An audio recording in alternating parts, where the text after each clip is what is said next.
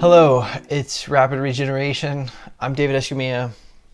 I'm not a doctor. I'm not a medical professional.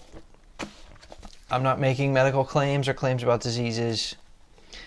I am simply sharing information that has helped me to reverse my horrific health problems and has done the same for so many others who have followed the same modality. And I am simply putting all that information together in a very compact, organized way to create value for you so that you can have the tools you need and that you'll have no excuses to solve your health problems if you're committed, if you're ready to do it. And so that's the point of Rapid Regeneration. That is my life's mission, to help you do that. I'm very honored to do that. And so basically, before we move on to the tips and tricks, we're almost there. And if you've gone through this program so far, that's amazing, because you've really built a foundation of knowledge on which to operate. Now, before we do, I just wanted to cover, what does a typical day of eating look like? We've gone over the logic behind food, the science, the macronutrients, the compounds. We've gone over so much of that, but what does this actually look like? And I realize that some people do better with concrete examples. Now, it really varies from person to person. I will provide some overall scenarios. I mean, what I'm not going to do is tell you exactly, on day one, eat this for breakfast, and then for lunch, eat this, and for dinner, eat this, and on day two, eat this, and so on and so forth. So the point of Rapid Regeneration is not to teach you what to think.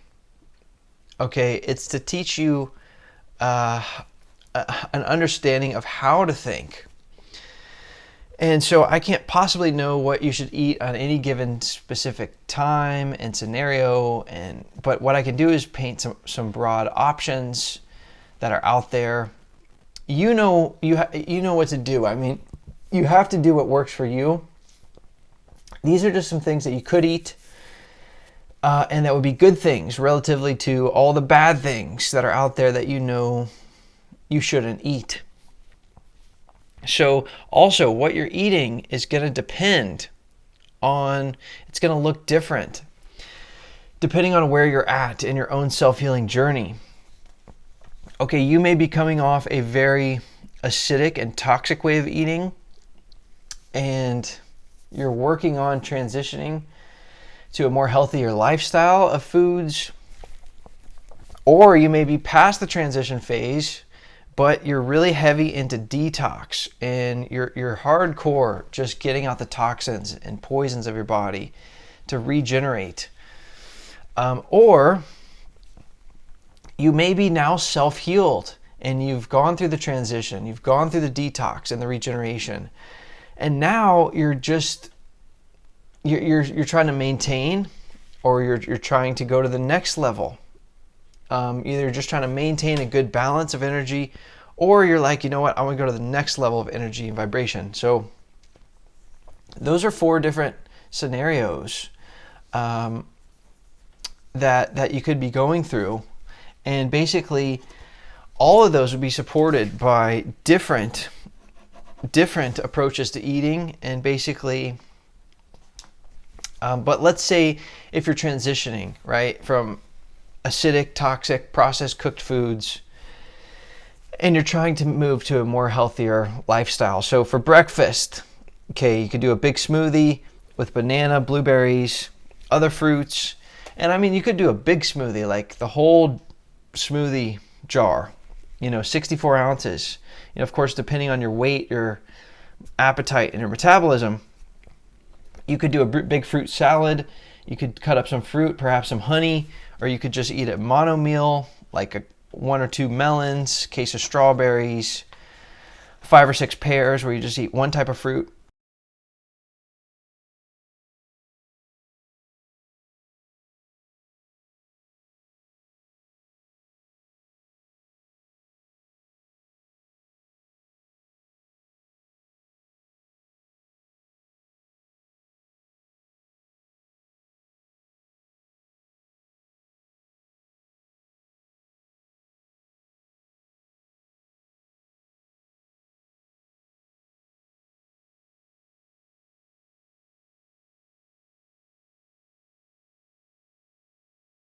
It's okay to go bigger on the portion sizes. Just eat your fill. This is not like a diet where you have to restrict calories. Just have an awareness, have common sense. There is a segment also about weight management. Okay, mid-morning snack. This is optional, or you could skip this. You could have another big serving of fruit. You could have a juice. Lunch. Now by lunchtime, you're probably getting really hungry. You might be craving something fatty, salty, or protein rich. If you're feeling very ambitious, you could do another fruit extravaganza or another big smoothie. If you're ready to eat something more filling, but you want to avoid foods from the standard modern diet, then go ahead and make a meal using mostly or all raw foods, and maybe some cooked foods if you have to, but that don't contain the most harmful ingredients. And there's a whole segment called Foods to Cheat With. You can use that, go in that segment and use some of those foods that are foods you can cheat with. But some examples are you could make guacamole. You could eat it with special kind of crackers or chips that are grain-free, bean-free, and starch-free. You can make a raw hummus with zucchini, herbs and spices, and nuts. You could make a raw salsa or pico de gallo. You can make a big salad with cucumbers, peppers, tomatoes, olives, chopped nuts, lettuce, a dressing using olive oil or other nut-based or seed-based dressings. You could have a big bowl of nuts. You could make tacos with coconut wraps. You could make zucchini noodles or kelp noodles with raw sauce. You could make sort of a granola using nuts, not using oats. And blend them in a blender and then eat it with like almond, coconut, or hemp milk.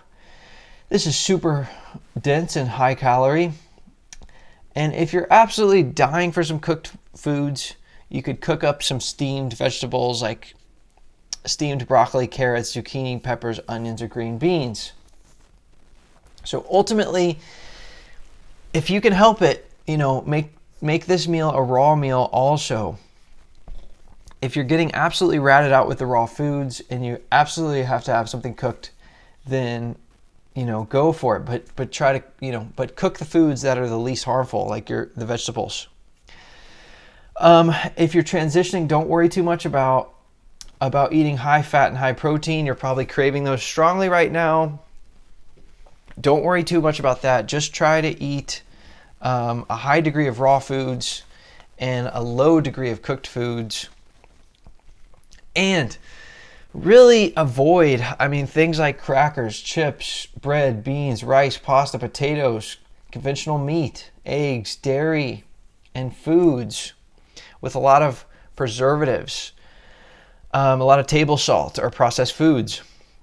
So these things are detrimental. They'll push you backwards instead of making forward progress every day to solve your health goals. So then for your afternoon snack, you could have another serving of fruit, but honestly, how many snacks do you need? If all you had for lunch was fruit or a light salad, then go for another snack if you want. But if you just had a big filling meal for lunch that was a lot of fat, a lot of protein, it would be best to not eat until dinner. Because fats and proteins are very complex, they take longer to digest. If you eat a big lunch like that and then you have a snack a couple hours later and you're putting more sugars in your belly, that's bad food combining. Those sugars are basically going to ferment and turn into sugar alcohol. So this is going to create acid conditions in the system. So it would really be better if you had a big filling lunch to hold off, let that digest for 4 or 5 hours, and hold off until dinner. Okay, dinner time. Follow the same guidelines as lunchtime. Unless you want to eat a big fruit meal for dinner, that would be great. But if you want something filling, more filling, follow the same guidelines as lunchtime. And if you're more ambitious, go for raw. Eat the raw foods for dinner. If you're absolutely ratted out, and you're at the end of your rope, your disciplines out, then, cook some vegetables. You could even cook like some veggie burger meat or sort of plant-based meat. If you have a craving you absolutely can't kick, just keep in mind that it's very, very difficult to find a veggie burger that doesn't contain grains, beans, or processed chemicals and preservatives or starches. So you might have to just make your own. Okay, lastly, after dinner snack. Okay, it doesn't exist. Okay, don't eat it. Dinner should be your last meal.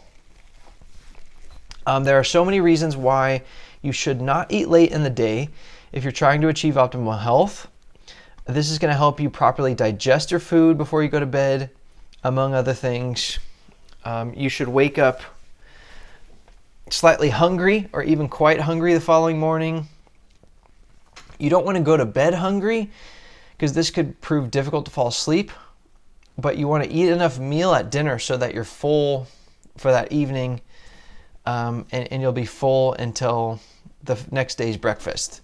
So I'm telling you, after dinner snack, do not do it. This holds people back, and this will hold you back if you do it, and just create so much more time between you and achieving your health problems. Your health goals, if you ever do, because that's how detrimental it is to eat late. Dinner should be your last meal. Okay, other meal suggestions.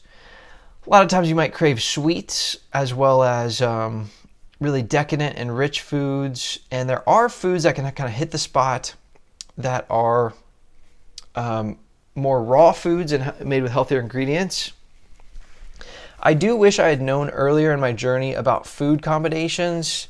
A lot of these sweet combinations are really bad food combining. And there's a whole chapter on that about food combining. But basically this creates acidic conditions. So, it's not ideal. And sometimes you may eat this way, but just be aware of the consequences of bad food combining. And try, if possible, to eat better combined foods. But here are some other raw food combinations you might find satiating. That would be like banana with nut or seed butter. I know you've had this. It's delicious. Don't use peanut butter. That's a legume. That's not a nut. You could serve that with a glass of almond, coconut, or hemp milk. That is one of my old favorites. I haven't had it in years, but okay, you can have a big bowl of strawberries or other berries with nut butter and or honey. Just mix that together. You could have an acai bowl with other fruit toppings, but do not add the granola because it's a grain. You could eat plant-based ice cream, that's coconut-based.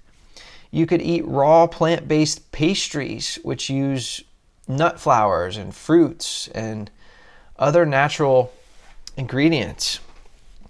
So if you're transitioning, this should be fun. You should still be able to enjoy yourself and eat foods that are sweet, satiating, but are using more healthy ingredients, raw ingredients that will keep up momentum.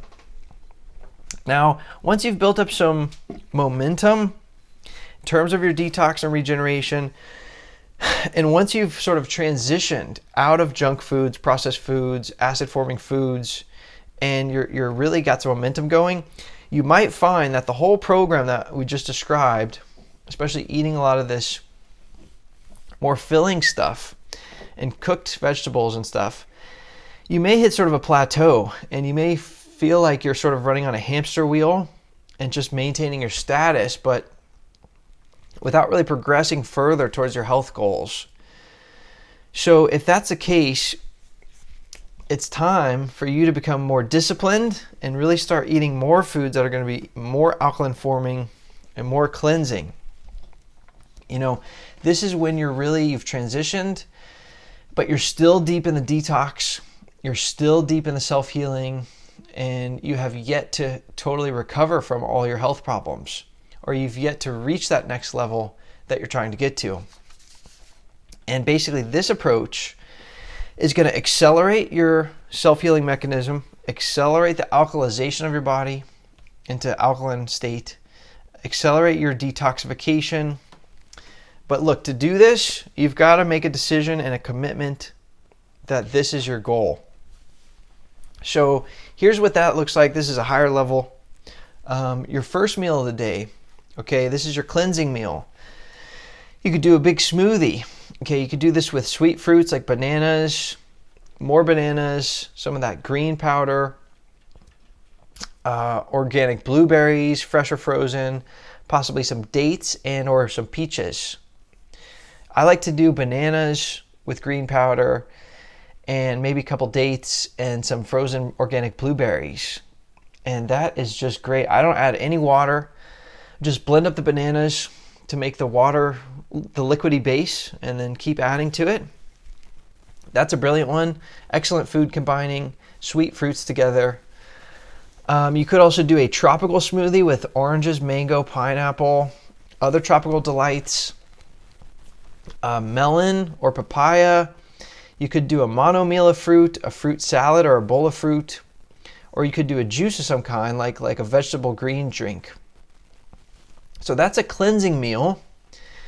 Now, for your later meal, basically you could do another cleansing meal, which is just like the first one. Obviously, it was just like your fruits. Or you could do a filling meal. You could do a banana smoothie with, now you're going to add fat and protein. So you're going to get some combination of chia seeds, flax seeds, and hemp seeds, and grind those up in a seed grinder and mix them into the smoothie. So that's going to create a lot more filling smoothie because it has the fat and protein. You could also get a bowl of chopped up fruit like pineapple. I like to use, sprinkle some green powder and sprinkle some ground up chia and hemp seeds or flax seeds. And this kind of coats the pineapple and it gives you that dose of fat and protein from these super seeds. You could use some other raw culinary creation that uses the power of these super seeds for their protein and fat content. You know, you could make a salad dressing and have a big salad.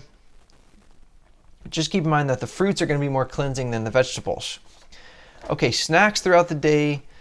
It's going to be your fruits of all kinds: pineapple, mango, grapes, strawberries, cherries, oranges, apples, or a juice like a vegetable juice.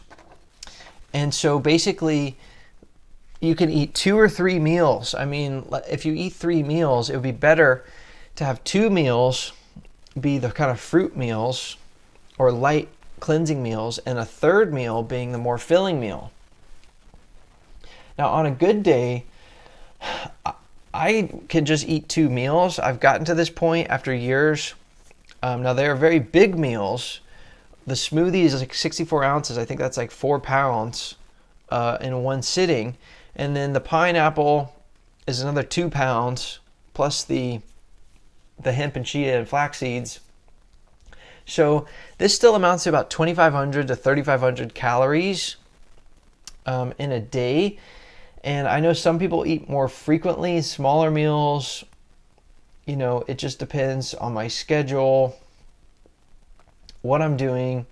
You know, so, and that's why I don't juice a lot or spend a lot of time on gourmet raw meal prep.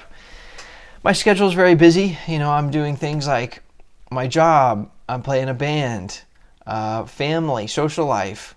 How about making this program for you, Rapid Regeneration? This is time consuming. How about writing the book, Rapid Regeneration? So, you know, I basically eat kind of simply. It only takes me 10 to 15 minutes to make a smoothie and wash the blender, put everything away, and then another 10 to 15 minutes to eat and enjoy the meal. So now someday, trust me, I would like to stop and smell the roses a little more, spend more time preparing and enjoying meals. I do that sometimes, but you know, more on the weekends. So 2 meals a day works brilliantly for me right now where I'm at.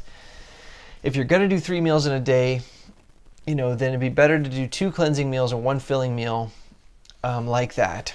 So now again, I understand that that's like the ideal way to eat, or just really that's sort of what I might eat in a day. So for you, it might be totally different.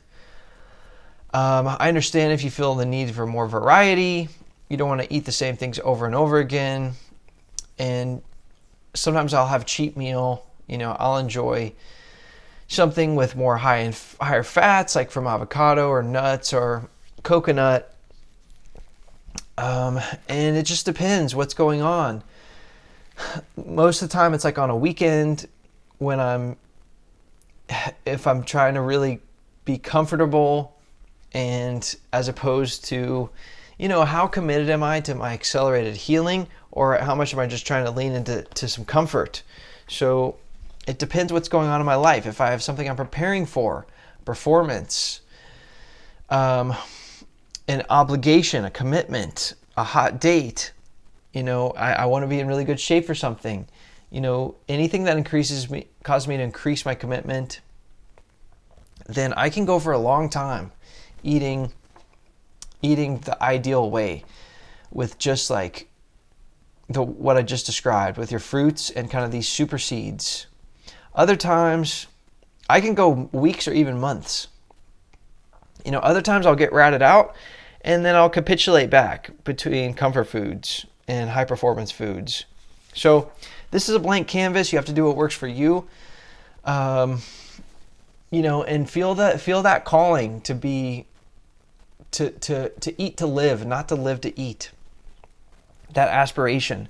So here's some other things you can you could eat, at a kind of a higher level. You could eat your fruit salads, your bowls of fruit, your smoothies, juices, salads. Okay, noodles with zucchini noodles. You could mix in some avocado with some other fruits, or chop apples or pineapples. You could eat a bowl of guacamole with sticks of cucumber. You could eat nori raw wraps, seaweed wraps, coconut wraps, nuts and seeds and butters sparingly, and then chia, hemp, and flax seeds that are ground up and mixed into a smoothie. Just like we talked about. You can eat the green powder, that's huge, and then herbal supplements. So the more higher up you get, and the more cleaned out you get, and the more you're accelerating your healing, the more you'll probably find that you're steering away from high fat and high protein. I'm not suggesting that you cut it out completely. Our bodies need essential fatty acids and need essential amino acids, to some degree. But the modern diet is such excessive fat and protein that people don't really know what it feels like to thrive while eating a low amount of these macronutrients. So as you accelerate your healing, again, you might find that too much fat and protein holds you back and makes you plateau and stall out your results. And so try to get to a higher point of eating less if you're really trying to accelerate your detox and your healing. Use the chia, hemp, and flax seeds. These are the most amazing sources of fat and protein that are out there that I've found. And basically, it really works. It really works. It also helps with your cravings, to knock those cravings out. So that's it. I'm not the most chefy person out there. I love delicious, elegant, delightful creations, using these raw foods, and I'd like to get better at that. So, embrace that. Don't be intimidated if you have the time, to try some of these things out. Or if you're like me, if your schedule's so crazy that all you can eat is just simple foods, then you could do that too. So what you eat in a day, it's ultimately your choice. You have a blank canvas. You can create whatever you want on this. If you're transitioning, then it may seem like you're limited by the amount of choices you have. If you compare that with the world of cooked foods and everything, all the processed foods that are out there, and the flours and the grains. So relatively it is more limiting, but just think of all the wide-ranging ingredients you have, and just think of what your ancestors had in the wild and how much more you have than them. So use your own intuition and your inner guiding compass to navigate what you should eat. And I'll leave you with one final warning, which is don't conflate your inner compass, your inner instinct on what to do with a craving that's just going to take you off track. So you have to really, really pay close attention to the inner voice inside of you, which in one case might tell you like, hey, eat this. Like this is the right thing to do. This is the direction you need to go in. That's one voice. Don't conflate that with another voice that's like, just cook up some potatoes right now and it's fine and you deserve a break and eat it for comfort. That's the other voice. You need to discern between those two voices, because one of them is going to just harm you and hold you back and put you over into a ditch off to the side. And the other one is going to just push you forwards and actually close the gap between where you are and your destination of where you want to be. So ask God to help you discern. If you ask God for things, ask him for, don't ask him to win the lottery or to, have a perfect body. Just ask him for two things. Just say, help me discern